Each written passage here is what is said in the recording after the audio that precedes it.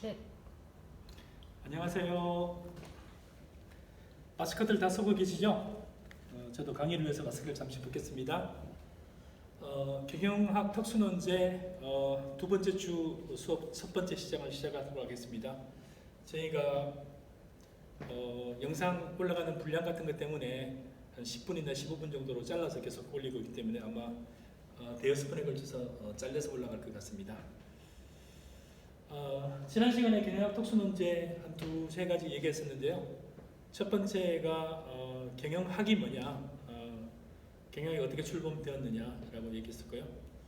첫 번째 주에 제가 얘기했던 게 이제 경영학 창시, 잠깐 누가 경영학 창시했다 그랬죠? 피터 드러커라는 분이 사실상 경영학 창시자라고 하는데요. 제가 잠깐 얘기했지만 경영학이라는 자체의 실무적인 부분은 나름대로 이제 대량 생산 체계가 1920년 포도 자동차부터 시작해서 완성되고 뭐 이러면서 부품도 많아지고 또 고려할 사항들도 많아지고 또 자원들의 분배라든지 뭐 생산 관리라든지 이런 것들을 조금 더 어떻게 하면은 조금 더 효율적으로 할 것인가, 잘할 것인가 관련돼 가지고 이거를 연구하다 보니까 이게 나름대로 학문적 체계가 잡혔는데요. 학문으로서 자리 잡기 시작한 것은 말씀드렸듯이 1960년대 이후에 됐고요. 실제로 이제 미국의 대부분 대학들이 자리 잡기 시작한 게 이제 60년 이후 70년, 80년. 그래서 경영학 같은 경우는 초기 때는 60년대 즈음에서는 경제학 부분에 밀려서 거의 학문으로서 자리를 잡지 못했는데요. 80년대 이후에는 경제학이라든지 기존의 여러 학문, 어떤 학문보다도 더 실용적이고 더 인기 있는 학문이 되었습니다. 초기 경영학 때는 대부분 경영학이 생산 관리에 치중되어 있었는데 그 이후에는 경영학이 어떻게 하면 재무를 효율적으로 잘 재무 관리. 그 다음에 인사도 마찬가지죠. 어떤 인력들을 채용해가지고 어떻게 관리하고 어떻게 뭐 또 분배를 할 것인가 관련된 부분에서 인사와 관련된 인사 조직과 관련된 부분들이 전공으로서 또 학문으로서 많이 영향을 차지하였고요. 그 이후에 사실 영업을 어떻게 하면 잘할 것인가 관련돼서 영업과 관련된 부분이 이후에는 광고라든지 홍보라든지 등등이 점점 중요해지고 나서는 마케팅이라는 부분으로서 크게 이제 확대되면서 마케팅이라는 그 영역이 또 전공이 학문적인 부분에서는 굉장히 큰 영향을 차지하고 있고 대부분의 대학교가 지금은 이제 뭐 국제경영, 뭐 재무, 뭐 파이낸스 이런 쪽보다 훨씬 더 마케팅 부분이 대부분 대학교에서 굉장히 많이 또 인기를 누리고 있고요. 인원도 굉장히 많고 또 전공자들도 굉장히 다양하게 실제로 이제 기업들과 연관되어서 활동도 하고 있고. 그래서 이제 마케팅 부분에 어쩌면은 대부분의 대학들이 경영학 전공들 중에 가장 많은 인원을 차지하는 게 아닌가. 그래서 생산 관리 같은 게 거의 요즘에는 거의 없어지다시피 하고 있고요. MIS 같은 경우도 잠깐 이제 전공 분야로서 자리를 하다가 MIS가 이제 그 컴퓨터 베이스드 하는 거니까 요즘에는 컴퓨터라든지 인터넷이 워낙 기본 분야가 되다 보니까 오히려 MIS 같은 경우는 MIS라든지 정보 경영 같은 경우는 오히려 주 전공이라기보다 이제 너무 일반화되다 보니까 오히려 MIS 자체가 전공 자체가 오히려 이제 없어지는 그런 추세입니다. 그런 뭐 경영학과 관련돼서 학문적으로 제가 잠깐 학문적인 뭐 탄생이라든지 이런 거 관련해서 얘기를 했고요. 경영학 특수 논제에 관련된 부분은 그래서 우리 와 배우는 경영학에 여러 이슈들이 많습니다. 아까 잠깐만 얘기했던 생산관리부터 시작해서 기본적인 사항들 생산관리라든지 재무관리라든지 마케팅, 뭐 전략, 그다음에 파이낸싱 등등 뭐 많이 있는데요. 인사조직도 있고 그런 것뿐만 아니라 기타 또 문제들이 굉장히 많이 또 경영학 내에서는 있습니다. 그래서 그와 같은 것들을 이제 이번 학기에 통해서 쭉 할 거고요. 연구할 거고요. 또 같이 토론도 할 거고요. 수업 후반부에서는 마지막 부분에 제가 주로 이제 많이 얘기했던 것은 효율성과 효과성이 어떤 차이가 있느냐. 그래서 효율성을 추구한다 또는 효과성을 추구한다.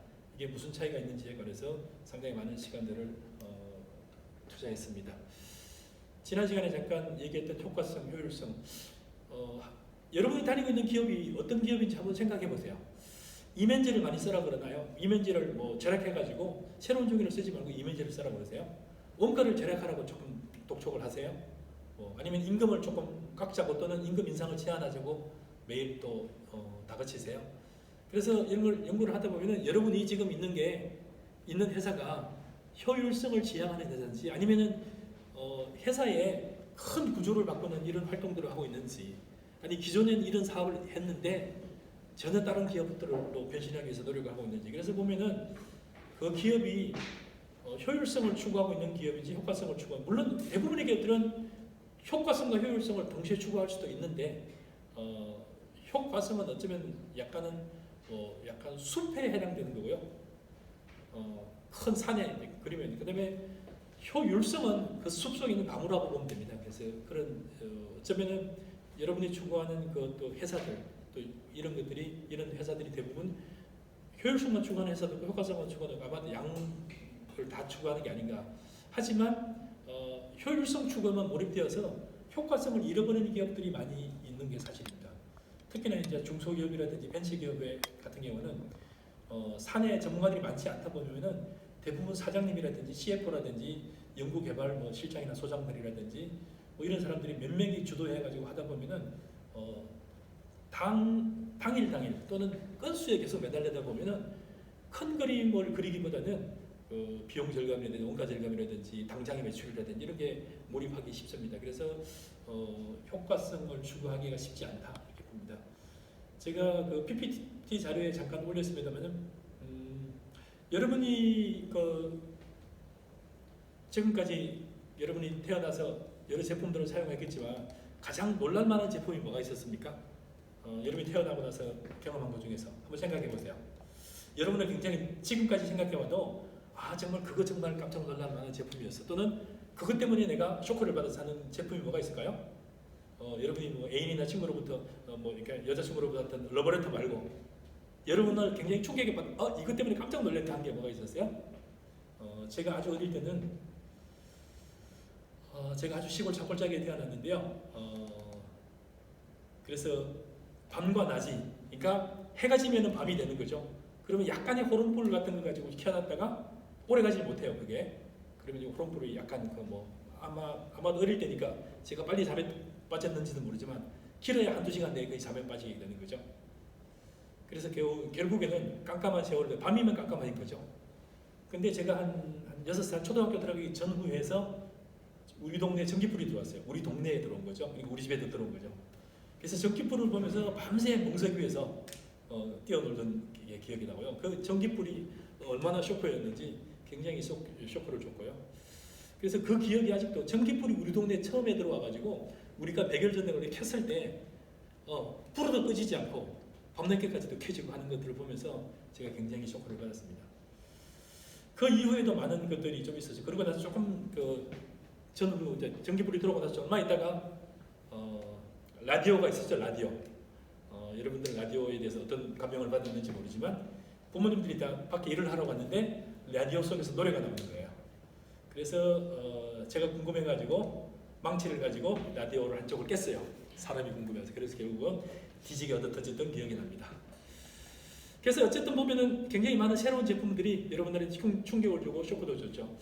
제가 조금 어른이 되어가지고 좀 놀란 거는 정말 이것보다 더 혁신적인 제품은 없을 거다라고 제가 판단한 게 제가 대학교 때 사용했던 건데요. 근데 이게 정말 사람이 상상할 수 있는 끝인가 보다. 제가 그렇게 생각했던 게 뭐였냐면은 삐삐였어요.